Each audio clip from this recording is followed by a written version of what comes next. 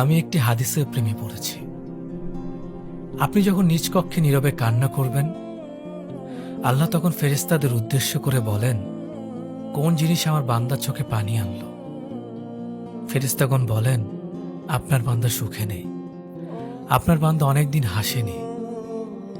এই বলে ফেরেশতাগণ কান্না করতে থাকেন এবং আল্লাহকে বলেন, হে আমার রব, আপনি জানেন আপনার এই বান্দার হৃদয়ে কি রয়েছে, অতএব আপনি তার জন্য সবকিছু সহজ করে দিন। আল্লাহ বলেন, আমার এই বান্দা জীবন থেকে এমন কিছু হারিয়ে ফেলেছে যা সে অধিক ভালোবেসেছিল। অতএব আল্লাহ বলেন, আমি শপথ করছি, আমার এই বান্দা তার জীবন থেকে যা হারিয়েছে তার চেয়ে উত্তম জিনিস আমি তার জীবনে এনে দেব, যা দেখে দুনিয়া ও আখিরাতের সবাই বিস্মিত হবে। সুবহানাল্লাহ।